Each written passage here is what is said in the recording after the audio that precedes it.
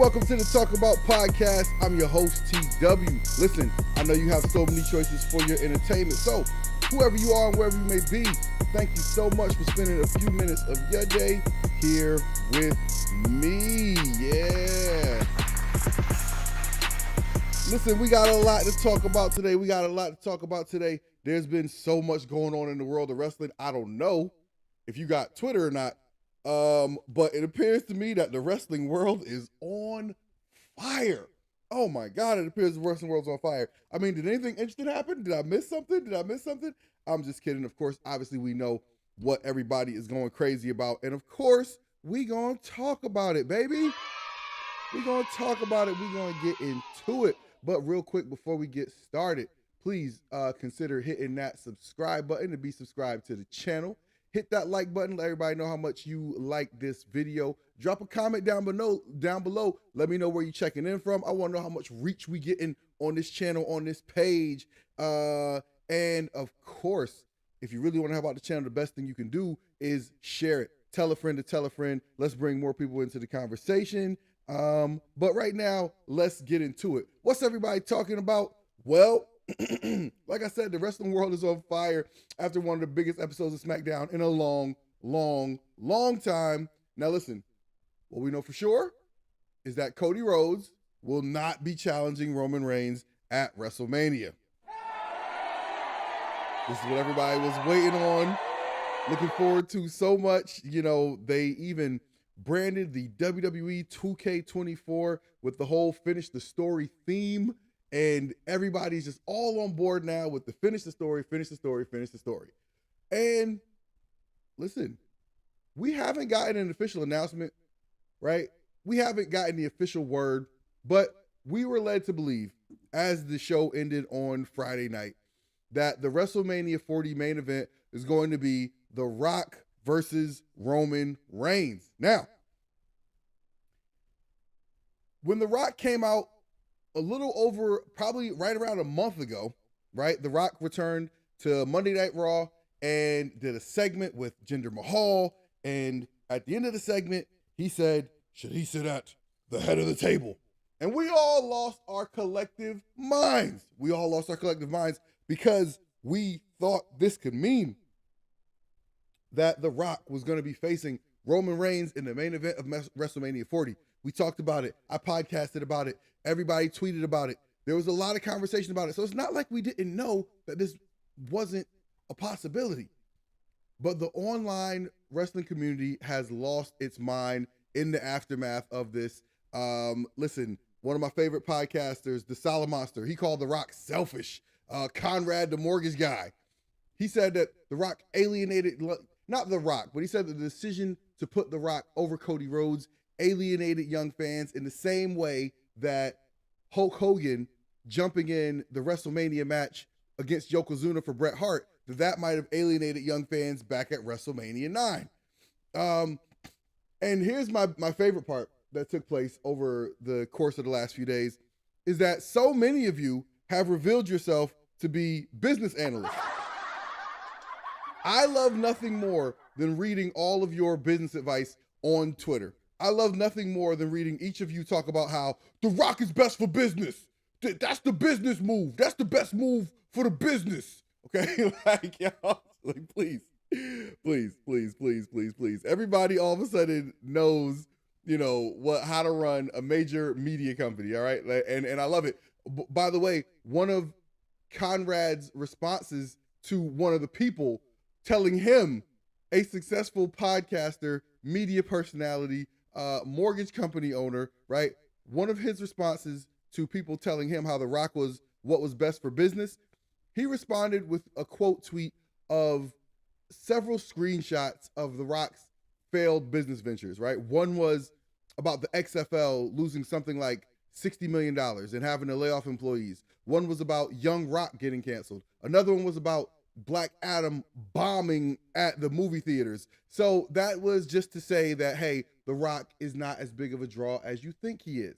Okay? Now, I will say this, out of all the tweets and takes and information that I've taken in over the past couple of days, my favorite tweet probably belongs to Brother Kaz of Wednesday Worldwide and the Ringer, and I believe he's on the Masked Man show and the Ringer Wrestling Network. Give it up for Brother Kaz, he had a tweet that I loved, right? He said something to the effect of, I'm not gonna lie, seeing wrestling Twitter burn like this is my jam. The Graps has always been a feelings business, and man, I can't tell you the last time I saw this many people in them. LMAO, let's get to Philly. Give it up for that, man. Give it up for that, man. Give it up for that, man. Listen, the point is, you feel something, okay? And feeling something is what matters. That is what matters. I came on this pod last week after the Royal Rumble, and I said that, okay, having Cody win the Royal Rumble, yes, this follows along the story you've been telling, but it also means that nothing has happened over the course of the last year, because Cody and Roman are in the exact same place they were about a year ago, except here's the facts. The bloodline story is not nearly as hot as it was, not even close. That story was cooking this time last year. And Cody Rhodes is the same thing he was then. He's the heir apparent, the guy that everybody can point to and look at and see as the guy who's going to dethrone Roman. I don't know that Cody Rhodes is any more beloved today than he was then. Some people will tell you differently, but it's all a matter of perspective, okay? To me, I don't see Cody Rhodes as any more valuable or worthy today as he was then. And to be clear, I thought Cody should have won at WrestleMania 39. I thought Cody should have won at WrestleMania 39, and there was a stadium full of people who could not believe Cody lost that match. But they decided to not have Cody win the title then, and in my opinion, I think it has slowed down this entire year of storytelling for everybody that was involved in. For Cody, for, Roman, for Jimmy and Jay Uso. Like, they all could have been elevated to a higher place were it not for the fact that Roman Reigns still has the WWE Championship, and you can't truly finish the bloodline story without getting that title off of Roman, because it's such a big point. It's such a big plot point, right? Because if Roman still has the championship, he's still the king. He can't be knocked off the throne of the bloodline, right? So there's no way you can finish that story, which, no offense to Cody, that story is the reason we were all here last year, okay? Like, now over the course of this year, they've done a lot to try and get you invested in Cody's story. They gave us the excellent documentary on Peacock. I definitely recommend watching that if you haven't checked it out yet. Cody had the matches with Brock Lesnar. He got his hand raised by Brock Lesnar. But other than that, he really hasn't done much, right? Him and Roman have been kept in bubble wrap and kept separate as best as they could for the past year. And there's two effects to that, right? One is that everybody knows what they think is coming, or everybody thinks they know what is coming. In this case, everybody thought they knew that this was all leading to Cody taking that title off of Roman at WrestleMania 40. Now, I said a long time ago, a lot of people said this, that the only thing that could have derailed Roman and Cody Part 2 at WrestleMania was them booking the match that they have wanted to book for the longest time, and that match was The Rock versus Roman Reigns. They've been wanting to book this match for at least 3 years, and they finally have gotten the opportunity to book this match. They're not going to pass it up. I'm sorry to tell you. I'm sorry for everybody who's out here mad, and people are still mad, by the way. Right now on Twitter, it's Sunday around noon as I'm recording this, and on Twitter, trending heavily is "We want Cody." And of course, because people are haters, if people are trending "We want Cody," then other people are trending "We want Rocky," because people are haters. You know what I mean? It's just that's what they're gonna do. If there's opportunity to hate, people gonna hate, and there's plenty of opportunity to hate in this situation. Now, listen. A great question, and I love this question, by the way. Conrad, the mortgage guy, right? He said, he wrote like a book of a tweet. I'm not going to read the whole tweet, but the crux of the question he was trying to get to was, and then what? Right? You do Roman versus Rock at Mania. You do Seth versus Cody at Mania. And then what? And here's the answer. And I hate to break it to you. The answer is we're going to keep showing up. Sorry. That's what's next. We keep showing up. And I'm not saying don't complain if you don't like what's happening. But the reality is they don't care. They don't care. Okay? It's the truth. They don't care. They don't book the show as a reaction to what the fans want. That's a pretty bad way to plan out a TV show. As somebody who works in TV production, I can tell you, that's a pretty bad way to book a TV show. Let's just go out there and do some stuff and see what people like. And whatever people like, we'll do more of that. And whatever they don't like, then we just won't do that. It doesn't work like that. Okay? You have to have a plan for what the characters are doing. You have to have a plan for where the characters are going, and you have to have a plan for which characters are more important than the others. I'll say that again. You have to have a plan for which characters are more important than the others. And here's the number one thing I think you all need to realize about this thing, okay? There are entire Twitter accounts dedicated to jock riding Roman Reigns and his accomplishments, okay? And it's great. Look, you need, like I said, when you're planning out a TV show, you need a star. You need a star. Roman was selected as the star a long time ago. But if WWE listened to fans and their reactions on what they wanted, where would Roman Reigns be today? Somebody tell me that. Where would Roman Reigns be today if WWE actually listened to you, to me, to us, and what we like? Where would Roman Reigns be today? He certainly wouldn't be the tribal chief. He wouldn't be walking around talking about, this is all mine. It wouldn't be the case, because if he listened to y'all, if WWE listened to y'all and me, they'd have been like, yo, this guy sucks. He's out here talking about suffering succotash. He's got his, whatever, the blue con, everything you guys killed Roman Reigns for. But the fact is this, people booed babyface, main event, invincible Roman Reigns for 5 years. 5 years. And you didn't back off of that until the man had a bout with a returning life-threatening illness, and he had to do the very real, very human thing, very impressive, very amazing thing that unless you are the lowest of the low scumbag and really can't separate television show from reality, there's no way you cannot root for that man battling against leukemia. So that was able to get most of the idiots out of their wrestling feelings about Roman Reigns, and he was able to come back and start to be received without the programmed hatred that most fans had for him.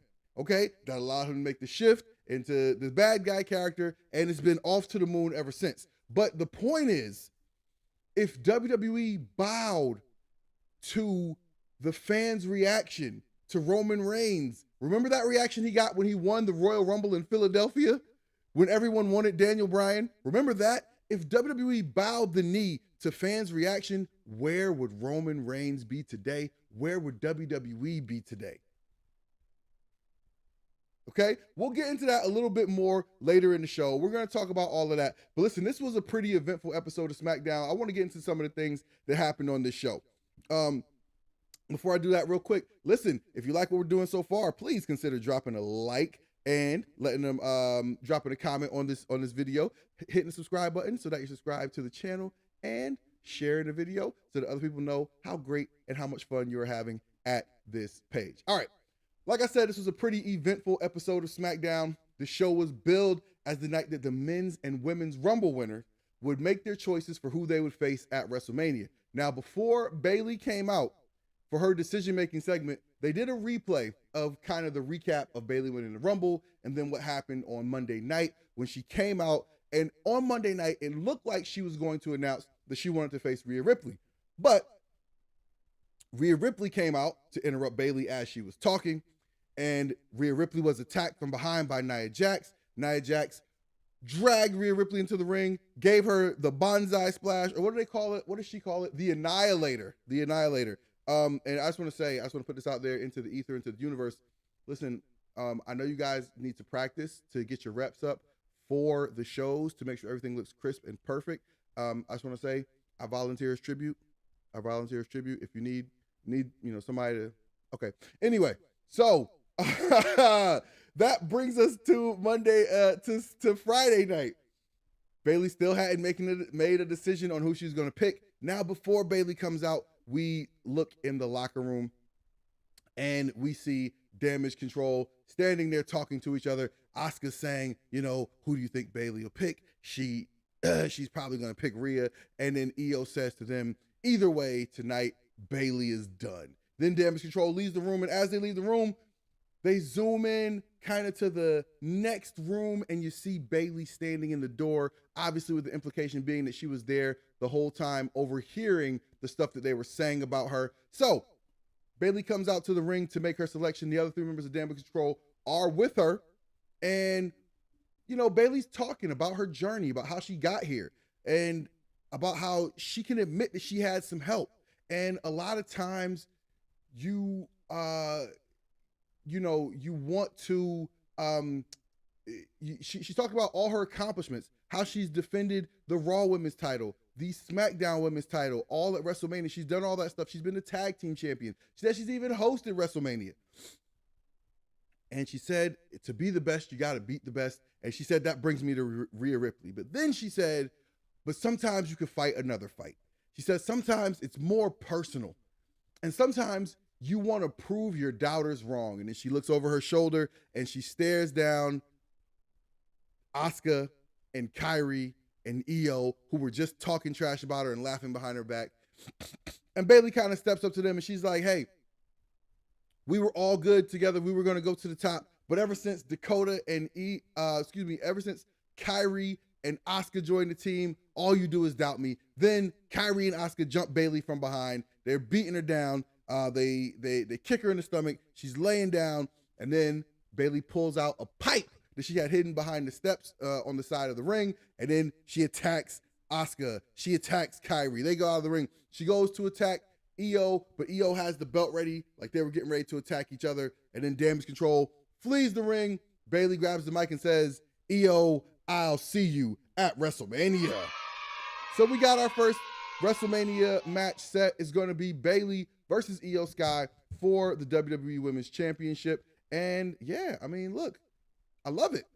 I'm a big fan. I think I'd love to see Bayley get her moment. One thing about Bayley is that she has had several WrestleMania moments, but all of Bayley's WrestleMania moments are always wrapped up in somebody else.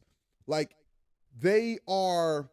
she's a part of like a four-way with Charlotte and Sasha and everybody, or, she's in the tag team with Sasha, or, whatever. She's attached to Sasha, still trying to recapture the feeling of that great Sasha Bayley feud that they had back in NXT. This is a moment where I think Bayley has a chance to have a moment that is about her. And it's a much well-deserved moment. I hope she gets it. Come on, Bayley. I'll be rooting for you at Mania. Come on and do your thing. All right, another thing that happened on SmackDown that was a big deal is we got some roster updates. We saw in the back, Naomi coming out of Nick Aldis's dressing room saying that she's holding up a contract saying that she signed with SmackDown. Tiffany Stration also came out of the dressing room saying that she signed with SmackDown as well. Then she smacked the dog crap out of Mia Yim. And then we go inside the dressing room and we see that Braun Breaker is also holding a contract from SmackDown. But Adam Pearce comes in, tells Braun Breaker, hey, you should come see me on Monday night. Don't sign that just yet. And then after Braun Breaker leaves, he says, I'll come see you on Monday night. And then Jade Cargill walks in, and as Jade Cargill walks in, Nick Aldis turns to Adam Pearce and basically kind of gets in his face and says, hey, I think it's time to go. So he can negotiate with Jade in private. I bet you do want to negotiate with Jade in private. And we'll see where Jade and Braun end up. But I really like that they're infusing talent on the SmackDown, and they're not trying to give them some sort of grand interest. I think it might actually be better for the show and for them if they can get onboarded this way. So if you create some big program to bring Braun Breaker on or to bring Tiffany Stration on, then there's a lot of maybe expectations that come right away. But if you can kind of onboard them as, opening acts, mid-card acts, that type of stuff, the stuff that's like buffering between the big stories, you let them get their feet wet, you let fans get to know them, get familiar with their act and all of that stuff.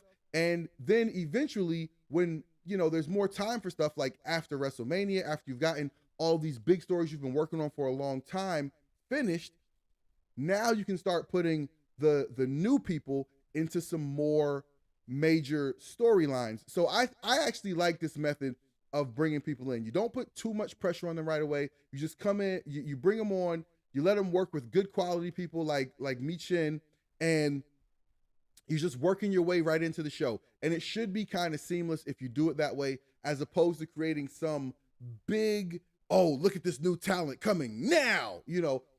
I think that puts a lot of pressure on them right away. I think if you do it this way, it's something new, it's something fresh. It kind of, just breathes a little bit of new life into the show, into segments that we normally wouldn't be paying attention to. And I think that actually does give them the best set of success. So I like this new method that they're doing for bringing up new characters from NXT. Now, Legado del Fantasma is back in full effect. They're back together. We saw a pre-tape with Santos Escobar having wine with Humberto and Angel and Elektra Lopez. And so the team is back together. They're back in full effect. They're fully heels, I can tell. And here's one thing that I hope for. Elektra Lopez, she has really been developing as a character and as a wrestler down on NXT. I think when Legado got called up and they switched him to the LWO, but they swapped out her for Zelina Vega, I think that put some pressure on her. And so she was left in NXT, and she really had, they talk about people having a sink or swim moment. That was absolutely a sink or swim moment for Elektra Lopez, because she had been left behind, right? She was a part of an act. They called up the rest of the act except for her, and she had a choice. She could either, shine and grow or not. And I think she's grown. I think she's gotten better with the wrestling. I think she's gotten better with her mic work. And I want to see her continue to get developed in those areas. I hope they don't just look at her and be like, hey, this is a good looking woman. She's going to walk these guys out to the ring. Once in a while, she can, do something to interfere in their matches. I hope they don't try to restrict her to that, because I think she's an athlete. And I think she can wrestle. I think, again, everybody's different, right? Everybody's level of wrestling is different. But I want to see more of Elektra Lopez continuing to develop. Smackdown is a tough place to develop. But again, just keep putting her in matches. Keep giving her a chance to talk. Keep letting her develop her character and make her look strong. And I think you're going to have something in Elektra Lopez. Now, another thing that we saw that I cannot not talk about was there was supposed to be a 6-man match between the Final Testament, that's Karrion Kross and the AOP, versus Bobby Lashley and the Street Profits. Now, there's a problem here, okay? The problem with these two groups is that you got one group that's kind of over but needs to be pushed, and another group that ain't never going to get over. There's another group that is just never, ever, ever, ever, ever going to get over. And the problem is, I think that they are really pushing to get over the group that is not going to get over. The group that they're pushing to try to get over is the AOP and Karrion Kross group. And I don't think that group has anything that it takes to actually get over. So my fear here is that they're going to continue to waste Bobby Lashley, who's in his prime, Montez Ford, who is ready to get featured. And listen, the only way Montez Ford is going to take that next step is if you start putting him in a position to have to go out there and stand on his own in a promo, stand on his own in the ring during full matches, stand on his own in a program with another person who's a star, who gets a reaction, the only way he's going to take that step is if you start putting him in position where he has to do it. And you're not going to be able to do that, or it's going to be much harder to do that if the focus is trying to get over Cross and AOP. And I hate to keep going back to the Adam Cole promo, right? Because when that Adam Cole promo happened in NXT, I was not on board with it. I wasn't seeing things the way that Adam Cole said them, and I didn't necessarily agree with it. But there is truth to it. At this point, Cross has been given everything. He's been giving all the production. He's been giving tons of promo time, pre-tapes, okay? The difference with pre-tapes versus interviews is you can perfectly curate the way you want to come off in a pre-tape. Okay, the lighting, the smoke, the camera cuts, all of that stuff. Cross has been given every tool to get over. The only thing they haven't done for Cross is let him just run through the roster beating a bunch of people. He's beating people, but not in the way like somebody could really say they're pushing. But the thing is, if there was something about Cross that connected with the audience, we'd see it by now. Okay, we would see it by now. Him and Scarlett, I'm not saying they don't deserve to be on TV, but I'm saying that, this ain't a main event act. It's not. It's not. It's not a WWE main event act. Not right now. Maybe it can develop to that over time, but Bobby Lashley is. Bobby Lashley's a main event act, and who knows what Montez Ford can be.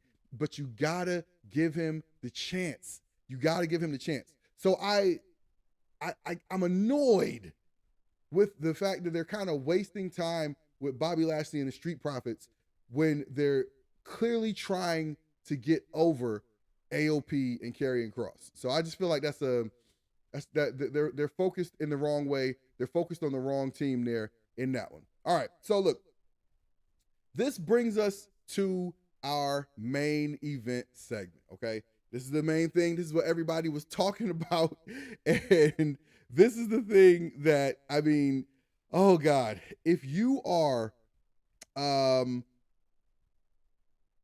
if you're online at all, right, there's no way you haven't seen or heard about this segment, right? This was like, there's a lot that happened here, okay? There's a lot that happened here, and let's just get into it piece by piece, okay? So this was supposed to be the time that Cody Rhodes was going to come out and make his decision on who he will face at WrestleMania. Okay, this was supposed to be the time when he chooses either Roman Reigns or Seth Rollins. Now, something that I thought was really interesting leading up to this, during this show, was that they showed the promo of Seth Rollins on Monday night. It wasn't the promo, I'm sorry. They showed like a cut up of Seth Rollins talking about why Cody should challenge him at WrestleMania, right? And he's talking about how would you rather have the Hollywood title? Would you rather have the title that Hogan had? Would you rather have the title that Dusty Rhodes had? All of that, right? They were laying on thick, the full treatment of why, it's this title versus that title. He made the case to Cody Rhodes that he's the guy. Seth Rollins says that he's the guy. He says that he's been out there making all the towns, and Cody's been out there making all the towns with him. And in those towns he's been making, what title has he been defending? He's been defending the World Heavyweight title, right? And so, again, he's saying to Cody, do you want to fight for the title that's been making the towns? Or do you want to fight for the Hollywood title? And he took some jabs at Roman, okay? He took some jabs at Roman. He talked about how, Roman's never there, and Roman politics, and this or that. And I'm sure it's all stuff that is very true and is said for a reason, okay? I'm sure all that stuff was said for a reason. But I believe it was the great American poet Jay-Z who said, You mess with the big dogs, I gotta bite you, okay? And for as much as Roman Reigns comes out and does the acknowledge me and then let somebody else talk for him, listen, Roman had bars tonight. I'm sorry, not tonight because it's Sunday. Roman had bars on Friday. He had bars for Seth Rollins and oh man, he had bars for Seth Rollins. And that's how this segment started. So before Cody came out, Roman came out. And we're going to listen to what Roman had to say about the boy Seth Rollins because it was not pretty. Okay, Roman did his acknowledge me thing. And people were chanting for Cody. Okay, people were chanting for Cody. Come on, YouTube. YouTube don't want us to be great. YouTube don't want us to be great. All right, so Roman came out and he was doing his acknowledge me thing. And he decided he wanted to address Seth Rollins. And what proceeded to take place was a massacre. So let's listen to what Roman Reigns had to say. That we just can't let slide. My little brother Seth Rollins. Oh boy. Little brother Seth Rollins. Exactly, no pop. Oh. Ooh. He said he's got the title. The title. We're gonna laugh so at I you. had to think about it. I'm like, didn't I beat everybody competing for that title? Doesn't that make all them my number twos? Talk to him, Roman. We call that the loser bracket title. Oh, the loser bracket title. He called it the loser bracket title. And then he had the audacity to say that he was the guy. Oh, Roman you gotta laugh at that. You can't be running around here for 2 years in your wife's clothes and say you're the guy. Oh, the wife's clothes. And then he wants to say he's a workhorse. Ooh. But 3 months in, he broke his back trying to carry that show. Yikes. Let me ask y'all this. Do workhorses walk like this? Oh. He's limping around the ring talking about Seth Rollins. Do workhorses walk like this? Oh. Jeez. And then he wants to attack my schedule? Oh, come on. This is simple. This is where he really did him dirty. I work less than you, yes. That's true. Actually, I work like 10 times less than you. And I still make 10 times more than you. Oh! Woo. So I'll ask y'all. You want Seth Rollins money or Tribal Chief money? Oh, man. Jeez. But see, Cody, he's an idiot. He's got values and all that crap. Wow. Okay, so we can cut it off there. Listen, Roman Reigns took about a minute and a half to completely destroy Cody Rhodes and everything he had going on, that whole world heavyweight title situation. Not only did he destroy Seth Rollins, he bodied Seth Rollins in a way, like he absolutely destroyed that man. But here's the thing, not only did he destroy Seth Rollins, he destroyed the World Heavyweight Championship. He called that the number 2 title. He said he beat everyone competing for that title. He said that the way he ended this was by saying, Cody, do you want to compete to be the best number 2, or do you want to take a shot at being number 1? Oh my God. Yo, listen, what Roman just did, he not only destroyed Seth Rollins, but he destroyed the World Heavyweight Championship. Okay, like there's no other way to put it. There's no other way to put it. So Cody comes out, and when Cody comes out, he makes it absolutely clear that what he wants is Roman's championship, and he wants to take it all away from Roman, right? That Roman's title is the one he wants. He said, that's the one that Bruno Sammartino held. That's the one that was put in my father's hands and taken away. And finishing the story means taking that title and taking everything away from you. He said, and I'm going to do it, but not at WrestleMania. Oh, boy. And that is where things got thick. He said, look, he said he's taken on a lot of counsel this past week. And he said one of the people he's talked to knows Roman very well. And that's when the music hit, If You Smell.